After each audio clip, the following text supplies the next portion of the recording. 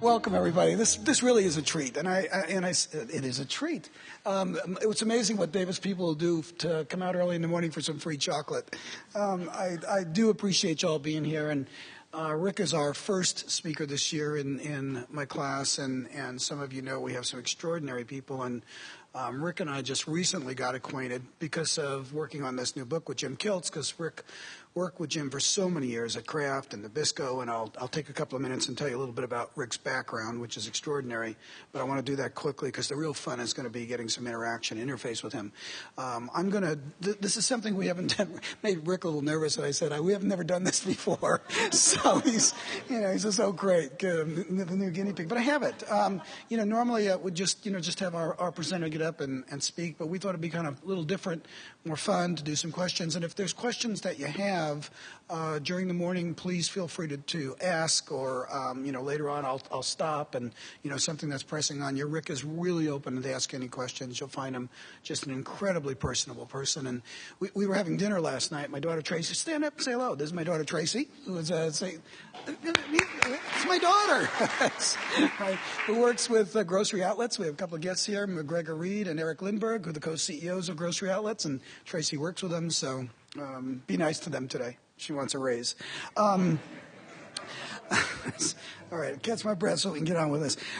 Rick is, and as a lot of my students know, in terms of our speakers, we get prepared and Google them and find out some things about the company. Rick's had an extraordinary experience. I'll tell you the best compliment last night was after dinner, Sandy, my wife Sandy, and Tracy and I said, he's just like Bob Eckert. Now, some of you know Bob Eckert, who is the CEO of Mattel, has been here many times to support and help our campus. Rick and Bob are best friends.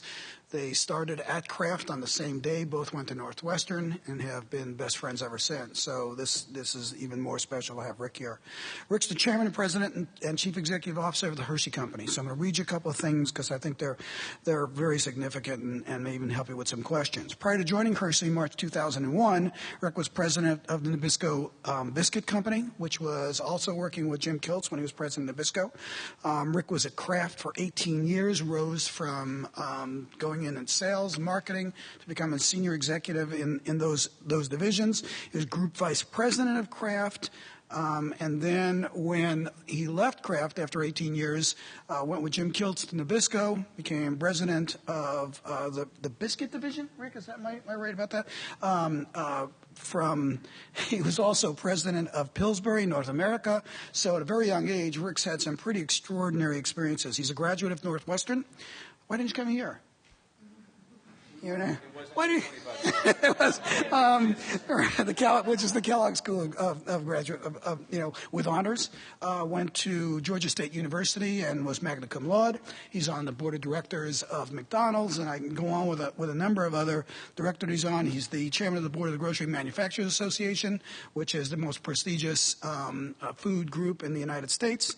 My gosh, on the board of the Hershey Trust.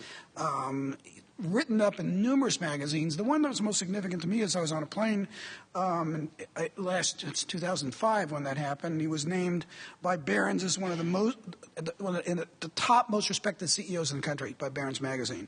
So, again, Rick comes with all the credentials and all the experience. But I think the most significant thing, as we again saw at dinner last night, Rick's really a neat guy. He's a really neat human being. He's a dad. His 11-year-old daughter, Sarah. His wife, Susan, is, just they've been together a long time. And he lives in, are you ready? Lidditz. How'd I do? Lidditz, Pennsylvania. You can tell him what Bob Eckert calls it. I'll call it Lidditz, Pennsylvania, which is a small town in central Pennsylvania. So if you wouldn't mind, please welcome a good friend and someone who's really giving to our school, Mr. Rick Lenny.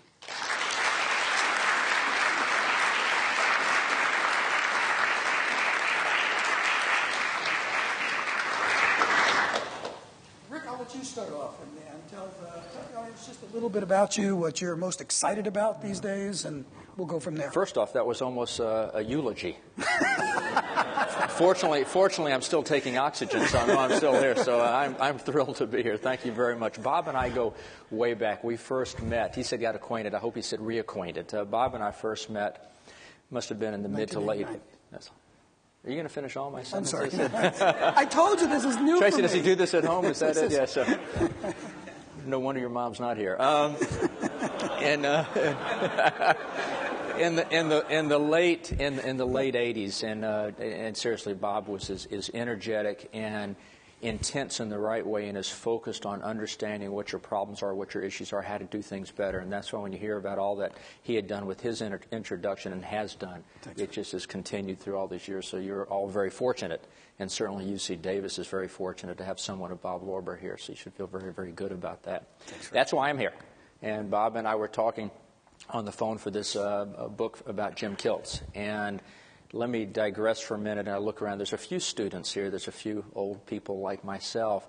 And the question I'm asked the most often is, do you have a mentor? Talk about a mentor. And I think the days have changed somewhat where there's a pure mentor-mentee relationship where you say, okay, you're my mentor, and I'm going to meet with you once a month on these issues. You will find different mentors for different situations. And you'll find that one will find a couple of people that will stay with you, or you'll stay with them for your entire career, most of it. And Jim Kilts is one of those. While I've worked for Jim Kilts 3 different times over the past 20 years, we are very, very good friends. And the most important thing is we know where the friendship has to kind of like stop on Monday morning, but can resume on Friday evening. And so my only advice, particularly to the students, is to find a couple of those people. And the most important thing is don't find someone like you. The worst thing you can do is find someone in a mentor relationship that you want to be a mirror image of you, because then it's like, well, A, I'm not going to learn anything differently. B, I'm never going to get the high hard ones. And whether we like it or not, we all want to get the high hard ones of what we're doing or not doing. And so that's really just a little bit of a perspective on what's been a major benefit and driving force for me, close to 30 years in my career, is, and all the things that Bob read about me, while they're factually correct, what's not mentioned in any of those are all the people who helped me, and therefore all of you who have done well, all the people who have helped you along the way.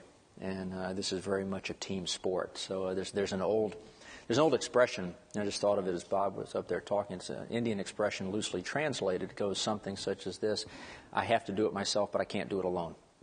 And if you think about that, that's a very good way to think about how you can matriculate's an academic word, but I'll use that here, work your way through your career. So, Rick, tell us a little bit about the Hershey Company and how you came there. I want you to first, a couple of things.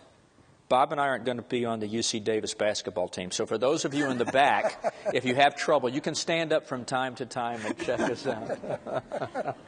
I tried. That's one. Yeah, all right. The second one is Bob has the questions. We had dinner last night. I didn't get any of the questions.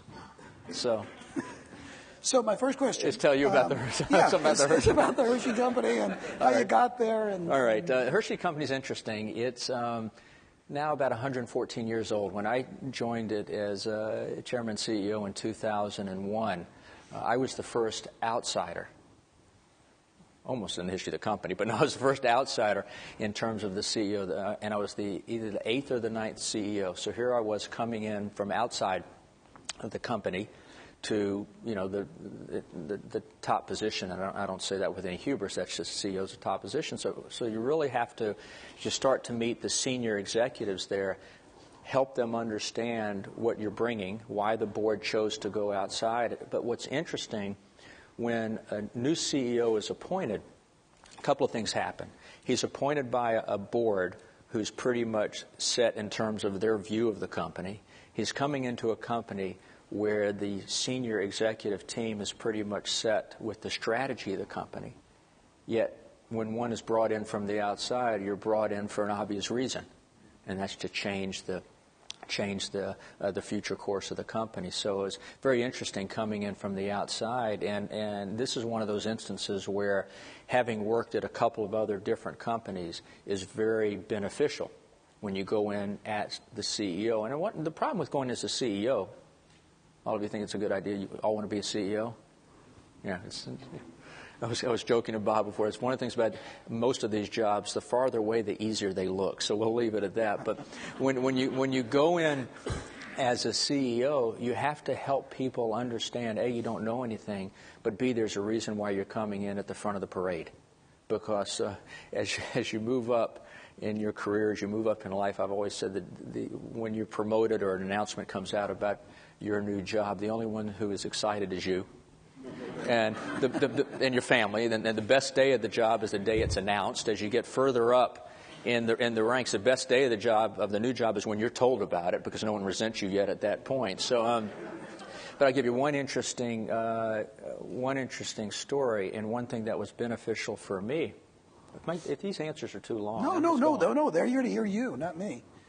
All right. Although I could go on for a while if you'd like me to. Here's what's interesting. As I said, I was the first CEO from outside the company. But here's something that very unfortunate that happened to Hershey, but was fortunate for me, and I'll tell you what happened. It was in the fall of 2000, so we're coming up on 6 years ago. It was leaked to the Wall Street Journal that Hershey was going outside for its CEO, which was a big deal for that company. It had never happened before. It was really, you stay there, you work these 10 years, you go to this level, you work these 15 years, you go to this level, and it was very much routinized in that way. I don't say that pejoratively, that's just, history has proven that out. So here it was leaked to the Wall Street Journal that that's the next CEO was going to come from the outside. Well, I hadn't even started talking to the board at that point. So for me, that was beneficial. Think of it from both sides. And for Hershey, it was terrible that was leaked to the outside. But when I got it to the company, I said, you knew you were getting someone, you didn't know who you were getting. And that was very helpful. I think had I, at the time, we don't know, you never know this, at the time, had I been told, you're going to be brought in CEO, no one knows about it, it's going to be a shock, I wonder if I would have thought differently about it, or would have been I'm basically an optimist, the eternal optimist in me would have said, well, sure, I'll be able to deal with that. But that was a very interesting way that got me into Hershey, and it's been a very interesting close to 6 years. And I think Bob may have a couple of questions about that. How did you make your decision to join Hershey as this was happening? And I know some of the other controversy and even how you entered the town. How did you make the decision? And I'll have one follow-up question, okay, Rick, which is, how did you assess the organization and the strengths and the weaknesses and what you might need to do? So what was your homework before entering once you made the decision? Let me answer the second part first, because that's the most illuminating for folks. If you're being interviewed for a CEO or maybe a CFO or president of a group, unlike other jobs, you can't go in and talk to a lot of people. There was a CEO who had announced his retirement, so I was spending time with him. But in terms of talking with any potential members of my executive team, you don't get that opportunity. Right. So it's the old expressions like bowling with a bedsheet down the alley. You can't see a lot of what you would normally like to understand. And obviously the board of directors, that becomes almost one's lifeline to the opportunity. So there was less ability to speak with people inside the company. And that's one of the greatest outages, because you want to be able to do that. You can read everything you want. You can read analyst reports. You can see what Wall Street says. You can talk to board members. But in terms of trying to get some sense as to the culture, and because there had been very few people that had come to Hershey from the outside, there were very few people outside of Hershey who I might have had experience with at Nabisco or Kraft to spend some time with them. But back to how that kind of turned out. Bob had mentioned that the first 18 years of my career were with Kraft Foods, and you mentioned Bob Eckert. I want to set the record straight on Bob Eckert. His mother carried him for 9 months. I've been carrying him for 30 years. I just want you to... Now Bob is coming to speak, so please remember that. To mention that when Bob's up here. Problem is, Bob will say it the other way, so that's it. But so my first 18 years were with Kraft. Now fast forward to Nabisco. In March of 2000, Carl Icahn comes in and makes a run for Nabisco. And now you hear a lot more about activists today than outside of Carl Icahn, you certainly did a few years ago. So Carl Icahn comes and makes a run for the company, so the board of directors has to appropriately go and do the best job possible for all shareholders. Fast forward 6 months, and Kraft buys Nabisco. So I'm back to where I had started back to where I had started, but where I had left a few years ago. And I was running one of the big divisions there, but it was also then part of Kraft, and the company had changed quite a bit. I had been gone maybe 5 years at the time. And then this offer or this opportunity at Hershey came along, was opportunity to be a chairman and CEO of a publicly traded company, which was not something that I was thinking about every day, but it just, as you'd seen, some of the people I had grown up with in the work world had gone out and become CEOs, and you learned a lot about the opportunities. That's really what got me interested in Hershey. And you know, the personal aspects aside, it was a terrific company in a very attractive category that had great opportunities. How did the team accept you when you came in, and what were the first things that you did to pull that team together in terms of moving forward? It was very interesting. I think it was a shock to both of our systems when I walked in there. And I think the fact that I had come from packaged goods companies or food companies that they were well aware of, that they were certainly leadership brands in the categories in which they competed. They understand someone who came from a Nabisco or a Pillsbury or Kraft would have a good understanding about what it takes to build brands and hopefully what it takes to work with customers. And when I got there, it was a very white male leadership team, and that's about what Hershey had been, and we've made some great strides since then. But the most difficult challenge, yet the most important task of any new leader, and so I don't want to just make it CEO, think of it as a president of division or maybe someone who's running a multinational company, but they're doing it for their European business. So anybody who's in a leadership role, the most important thing is you have to assess the team right away, and you have to make the changes early on. And that sounds more harsh than it's meant to, but the worst thing that any of us can do is wait 6 months, 9 months to make any type of leadership changes, because a couple of things have happened. You've lost an inordinate amount of time, and you have the greatest degrees of freedom early on.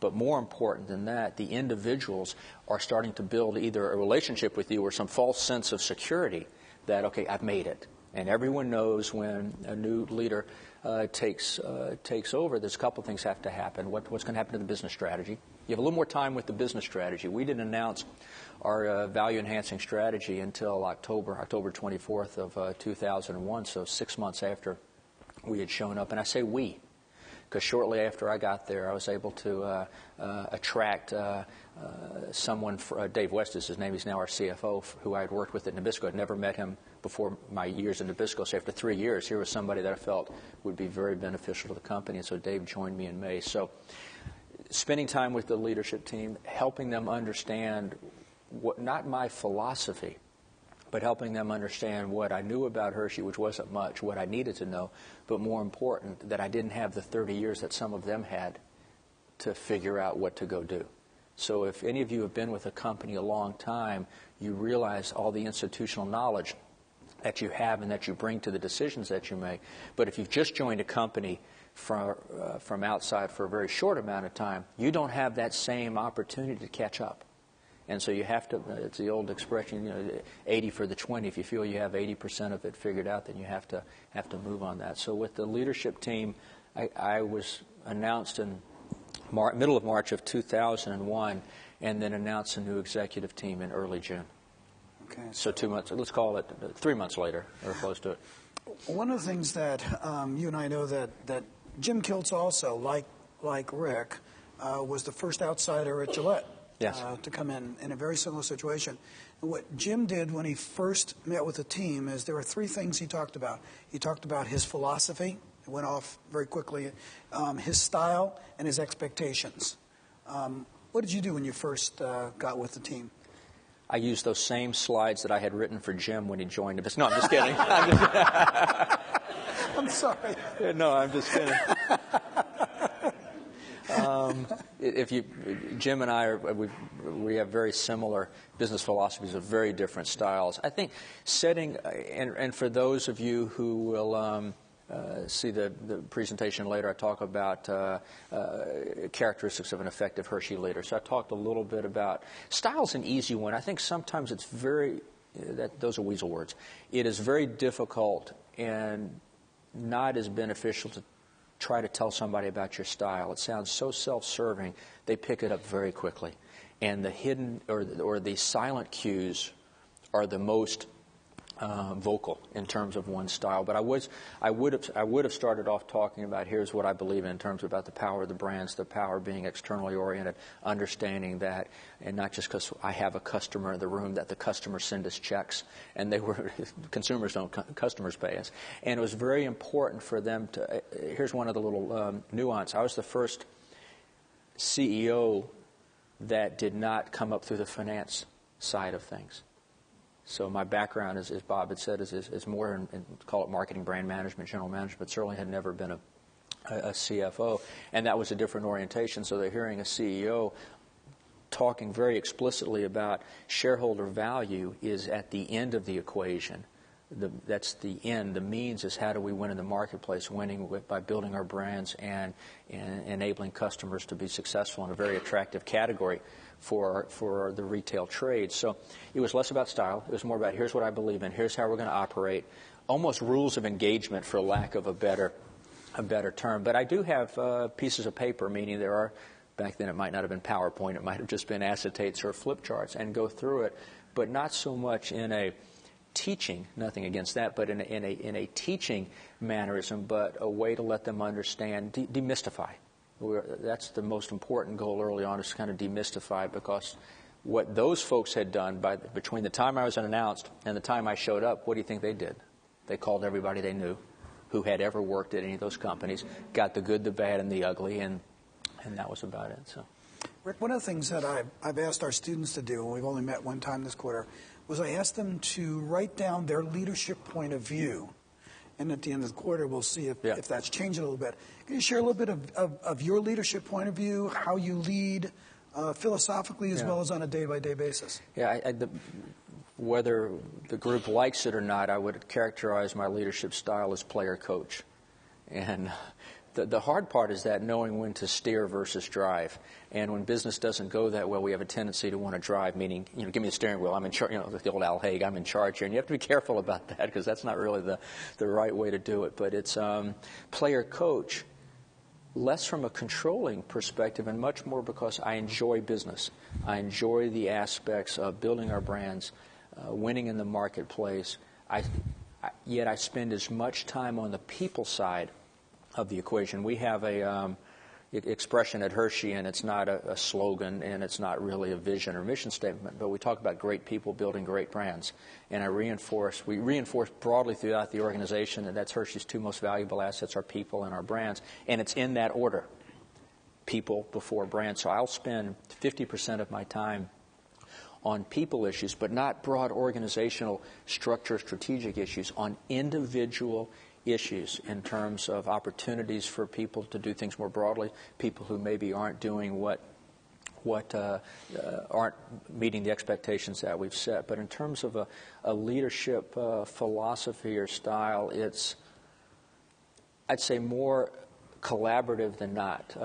For some reason, over the past 10 years, I've been characterized as a very good listener, and I just don't believe myself to be that way. So I must be one, and it's certainly a recognition that there's a lot more people that have a lot better ideas than I might have, but I'm a firm believer in everybody needs an opportunity to be heard. They also know everybody doesn't have a vote, and at some point you have to make the decisions. But it's much more a collaborative type of leadership approach.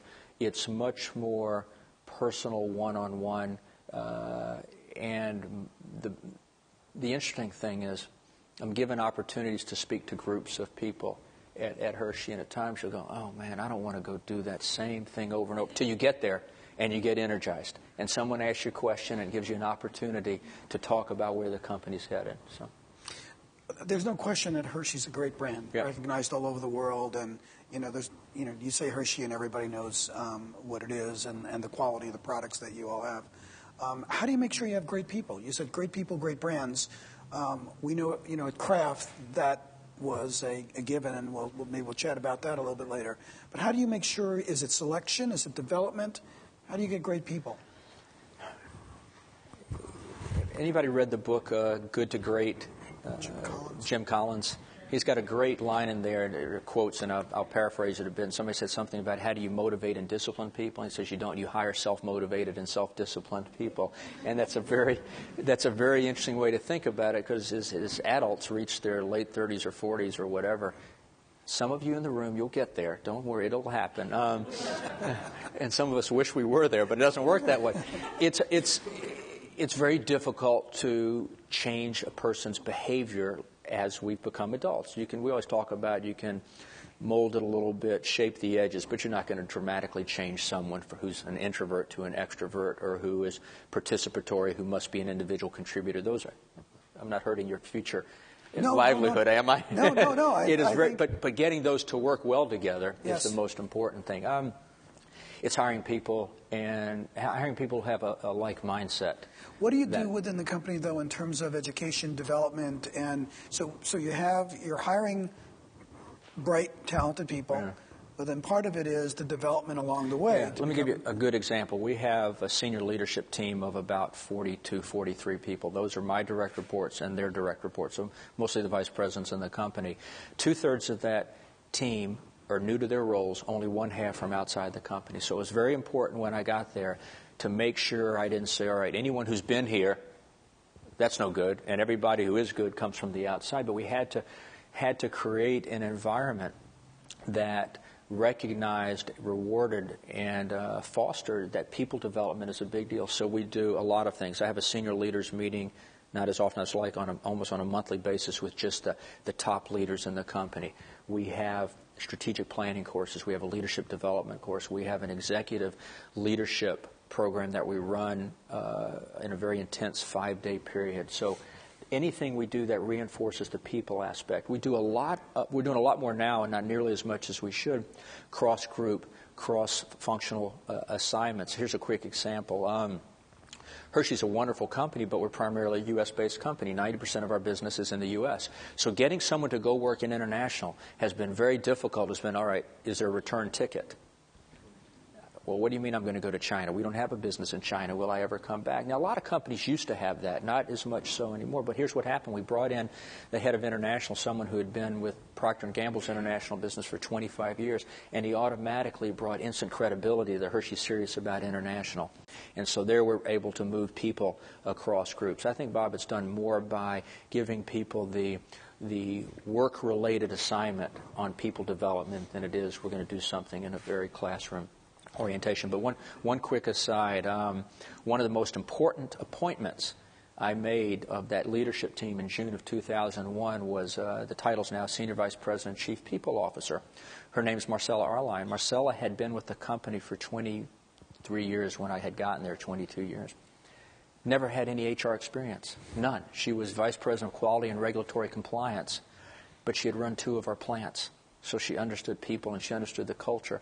Marcella's going to wind up being as much of a change agent for Hershey as anyone we could have brought in from the outside. The worst thing to do is to look to the outside for people to come in and be just the change agents in people development. It will be rejected. So you work closely with your HR? Very closely. HR and finance are the 2 I work with the most closely. There's a connective tissue throughout the company, and that's really it.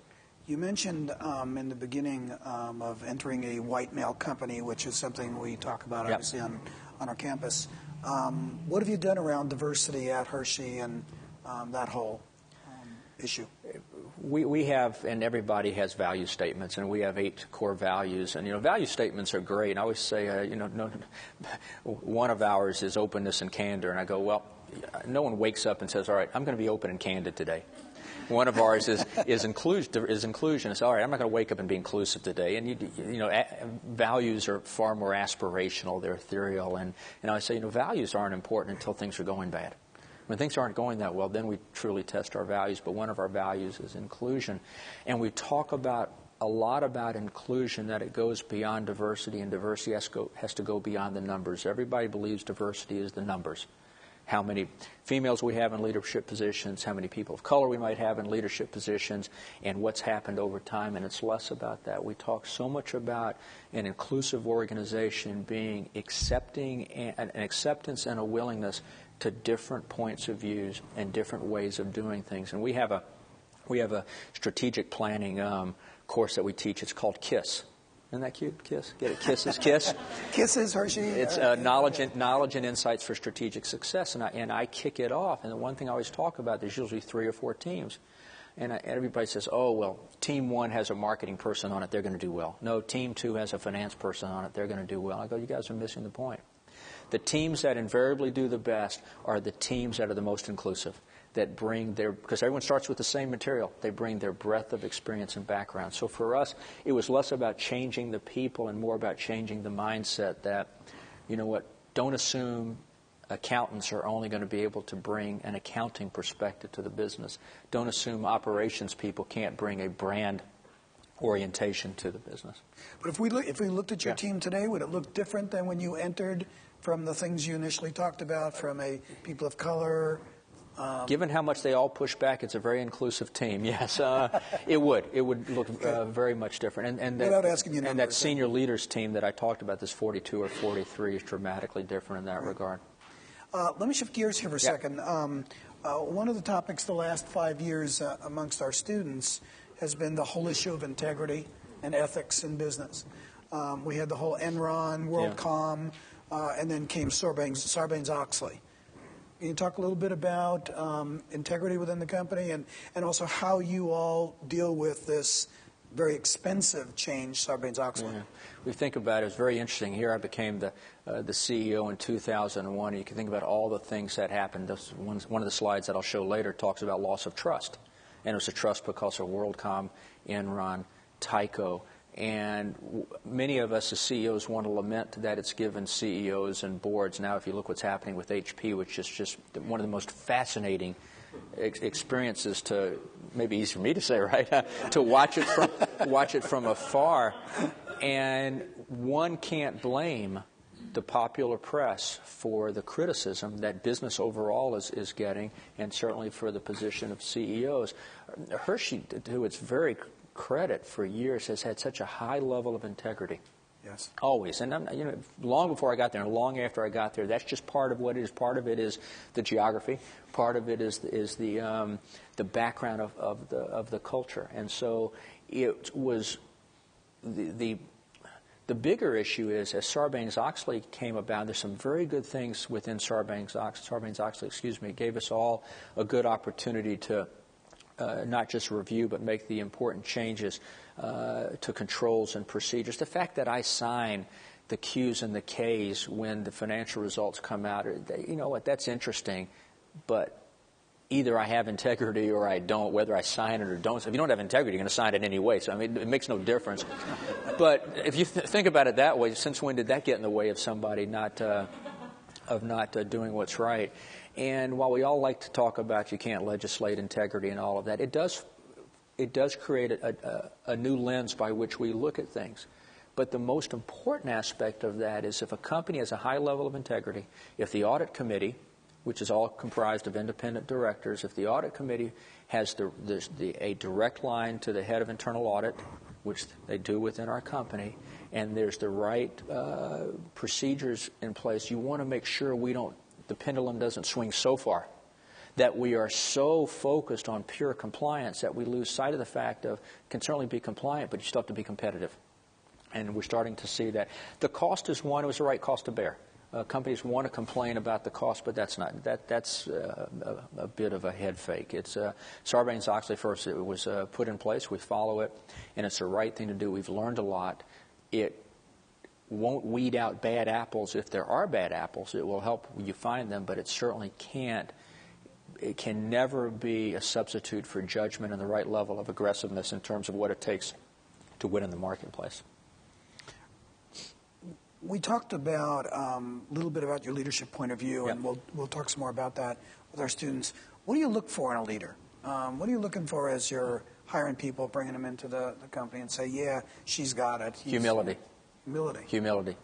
It's one of the expressions I use, and everyone hates it, so maybe it strikes a chord, is there are a lot more smart people than successful people. I'll let that sink in for a minute. And so you certainly want to hire smart people, but there's a lot of smart people. You want to hire smart people who have a great degree of humility are as quick to discuss and dimensionalize what hasn't worked in their past or where they believe they have an outage as they are to quickly come in. Everybody's got a great resume. You would not put anything in your resume that's not going to be an accomplishment. But remember what I said earlier on, the recognition there are a lot of others who help you get to that point. And someone, when you're having that discussion, you get the higher the levels, it's a much fit is critically important. But is there a commonality of philosophy? By the time I'm interviewing someone for the head of international or for chief marketing officer position, you pretty much have it figured out whether they've accomplished what their proposed titles might have inferred. And you can, let's say, take chief marketing officer, which is an interesting one. It's easy from a resume and from the marketplace to figure out, did the person really do that? How accomplished are they in that regard? But can they build a team? Can they share your philosophy? Can they come in and provide leadership across the company? As one hires members of an executive team, the role they play in organizational leadership is every bit, if not more important, the role they play in their own functional or business leadership. So it's much broader around philosophy, style to a certain extent, and humility. Rick and I were talking last night that in the Kraft organization that Rick first joined when he came out of Northwestern, this extraordinary group of men and women became CEOs. Irene Rosenfeld just became CEO of Kraft. Yeah. Bob Eckert at Mattel. Doug Conan at Campbell. Oh my gosh. Marson went to Quaker. A long list of people who've all become senior executives. And one of the original leaders who became chairman of Philip Morris was Mike Miles. And I was interviewing Mike Miles recently, and to what Rick said, I asked him, how did you develop all these people? And his comment was, I hire really smart people who are not jerks. I kind of, it took me off guard to use some other colorful language, which I'll not use. And Mike is a brilliant, brilliant leader. But what he was basically saying to me is the same thing Rick was just saying. I really want good people, with values. And obviously that worked at Kraft. How are you carrying that forward at Hershey today?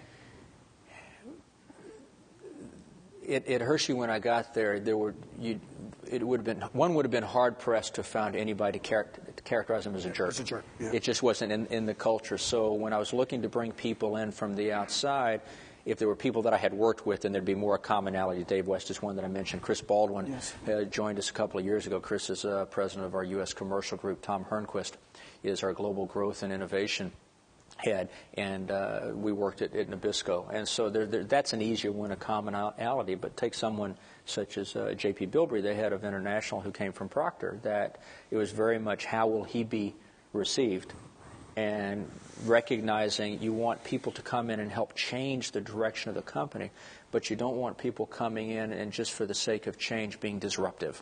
They're not going to be successful. The company's not going to be successful. And so it's really looking for those similar types of, not style so much, because the style is very different across the executive team, but very much a common set of values and a recognition that the people side of the equation is every bit as important as the business side. Thanks, Rick. Let's talk a little bit about communications within Hershey, which is with 13,000 associates scattered around the U.S. and now internationally. How do you stay connected? How do you communicate with people at the furthest remote, and I'm sensitive when I say lowest level, but entry level in the organization? How do they find out from you, where the company's going, and how do you stay connected with where they all are? I'll get to that. How many of you have heard of the Gallup survey? There's a Gallup 12 questions. 12 questions. 12 questions are terrific. I've used those for years, and there's one question that everybody hates. Do you have a best friend? Do you have a best friend at work? And everybody says, I don't want a best friend at work. My wife is my best friend, or my husband if it's a woman, or whatever. And we go, you're missing the point of the best friend.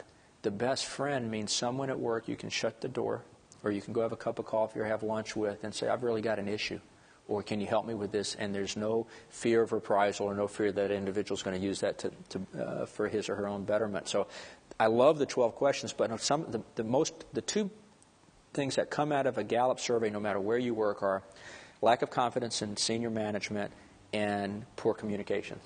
no matter how much one, I didn't say that was from Hershey. I'm just saying that's just a generic one.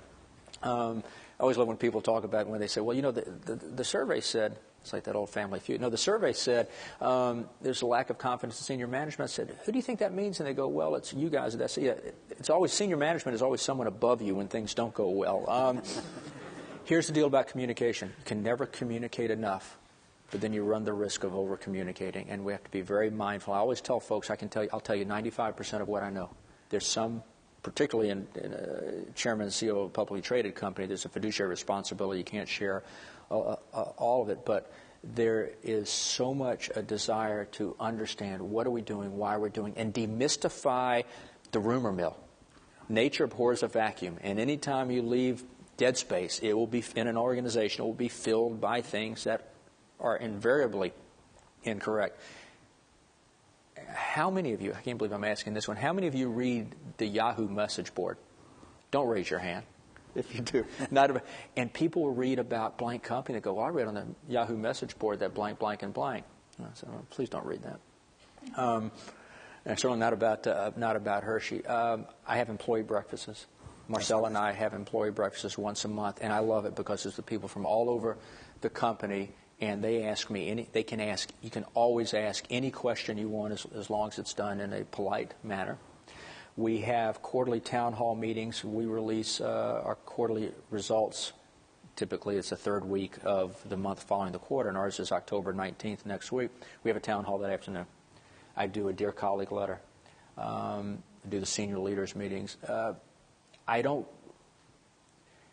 spend a lot of time traveling to plants and sales offices, and that's where I get to see people locally. And that's really it.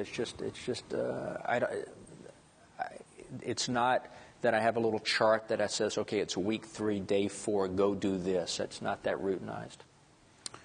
But invariably, let me be self-critical. Yeah. Invariably, I don't do it nearly as much as I would like. And if you don't do it, everyone says, why have they gone underground? Something's wrong. We haven't seen so-and-so. And you have to be mindful about that. Rick, what's the most challenging issues facing you today as a CEO of a publicly traded company, a growing company, again, a company with tremendous history, not issue. What keeps you up at night? What are you most concerned about? I'm asked that question more than anyone, what keeps me up at night, and I invariably say everything, because that's typically what happens. And the only thing I'm terribly worried about is my wife and daughter's well-being, so it's as simple as that. From a business standpoint, I am very concerned about how rapidly within consumer products goods, within what we do for a living, the adoption and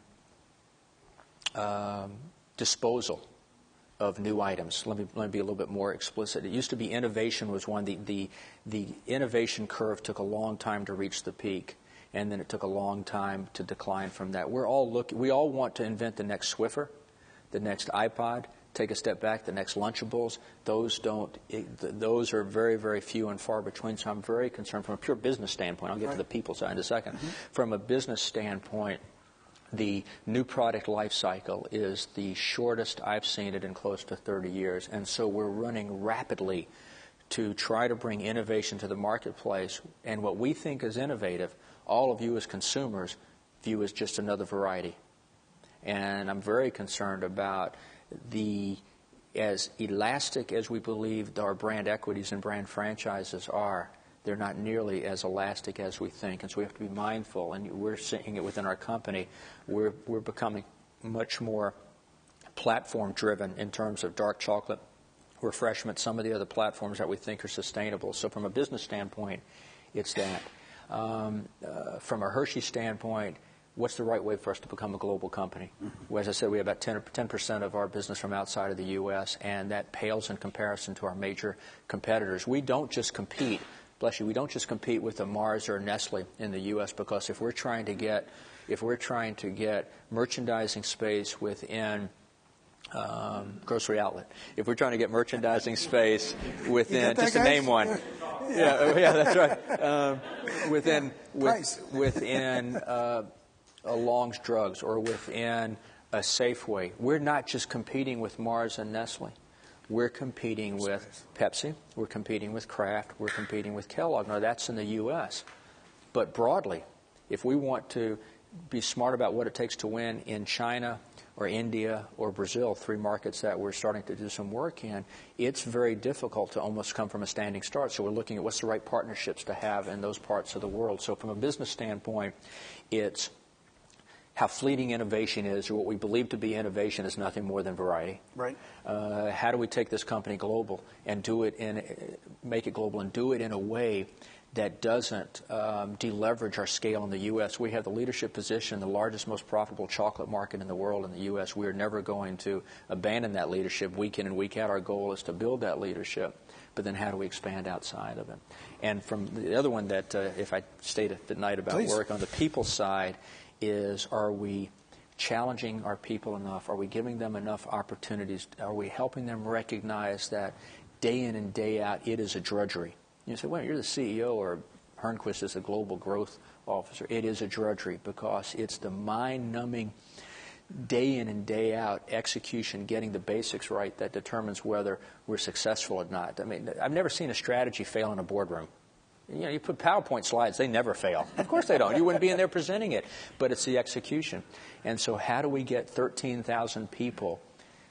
How do we think of it as a to-do list? How do we get the same to-do list on 13,000 people? It is very, very difficult. So keeping people motivated and engaged, and it can't always be everything's wonderful. But people are very resilient. And everybody wants to know, as an individual, I hope you want to know, where am I doing well?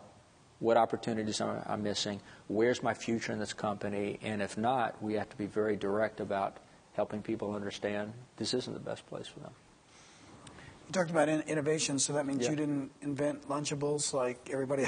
I'm sorry, the only one who doesn't claim fame to Lunchables. So we're just a kind of a fun. We have Kissables. That's kind of close. We have multiple.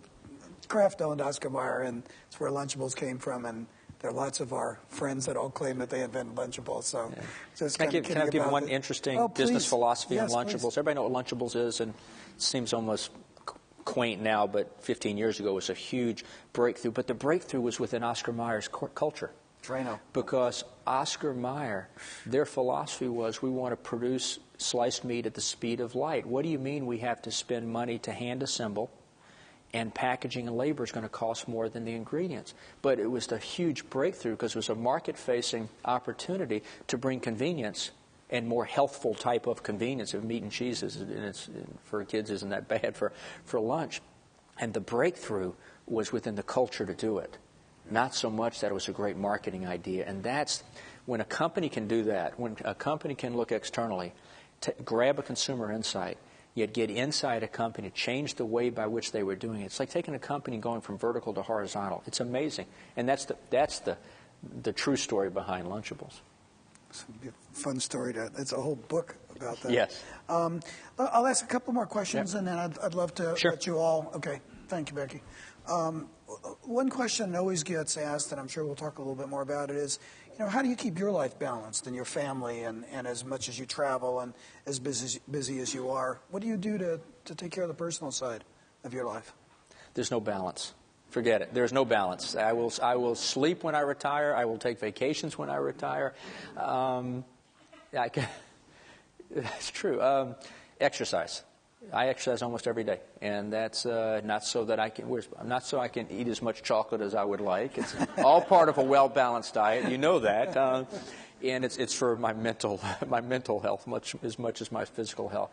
That's a good way for balance. These jobs, and you said that everybody works, you understand, they require a lot of energy, and it's physical energy. And if you have physical energy, you have mental acuity, and that is very important.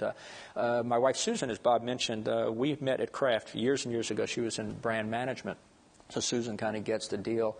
And our daughter, Sarah, just knows that Dad's never home, but her closest next parent type is Bob Eckert, and she knows that Bob's never home. So it works out when your friends kind of do what you do. So, do you ever think about retirement? What does that mean to you? Depends on how business is. I think the board probably thinks about. No, we've all read that what was viewed as retirement maybe even as recent as 10 years ago, 20 or 30 years ago, the picture of that's a lot different. I think about what I might do next. I can't imagine just stopping being involved in work. As much pressure as we think we have, and most of it is self-imposed, and the pace, a lot of that is self-imposed. You can't slow down the merry-go-round. What certainly I don't yet want to experience is what happens when you get off the merry-go-round. You don't have any idea what that experience is going to be like because you're so used to it going at such a speed that you have no idea what it's like. So I haven't thought that much about it. Is there a succession plan for you at Hershey? Yes. Two things we do with our board on an annual basis. We do them both, but it's in June at our board retreat, is we do a full assessment of the strategic plan. And it's a very good time to figure out, is the plan working, what's not working. And we don't just put it on the shelf for a year. We go back and refer to it through the course of the year. That's a good time to get the board's input. But equally as important on the people side is we do succession planning. And a very detailed, comprehensive succession planning process. It's a great discussion because that's the board's number one job, is to ensure the right succession and the right development for the CEO and the executive team. Well, I could ask Rick a million questions. This is just fun for me to go back and forth with him. I want to give you all a chance to ask a couple of questions. Becky's got a microphone. Eric, I'll let you take the first question. Anything is fair game. The foundation relationship when you took over, the conflict that ensued, how did that resolve, and how is that relationship now? Good question. I'll try to give you the short version, and you can go back to the newspapers of 2002 and see if my revisionist history is correct at this point. The Hershey Trust, which was set up by Milton Hershey many years ago, they are the controlling shareholder for the Hershey Company. We're publicly traded, Delaware incorporated. The Hershey Trust, by virtue of Class A and Class B shares, which I won't get into, but it's important for this part of it, they have a 33% economic interest, but a 77% voting interest because their Class B shares have more votes than Class A shares. In 2002, and it was widely chronicled that the trust, and I was not on the trust board at the time, I went on the trust board after this situation occurred, the trust board, for a lot of reasons, decided they wanted to monetize the asset, and they put the trust put the Hershey Company up for sale. Interestingly, I was informed of that in March of 2002, excuse me. In April of 2002, the longest strike in the history of the company occurred. So here I am, a year in my job, and I'm presiding over, that's my claim to fame, I presided over the longest strike in the history of the company and the aborted sale of the company. So no matter whatever's written about me, those are the two things, at least from a Hershey perspective. And we spent the next 6 months going through that process. Now, fortunately or unfortunately, I have been involved in the process of selling a company before. It happened at Nabisco. Ironically, it happened at Kraft in '88 when Philip Morris bought Kraft. So it's very interesting to have gone through that. And my favorite expression is the only time you want to be a seller is of a used car. So you'd rather be on the buying side of things. And so we had, at the time, we had brought, and we needed, here's one thing that's important. As a publicly traded company, despite the fact the trust has the voting control at 77%, what the Hershey board had to do was act in the best interest of all shareholders.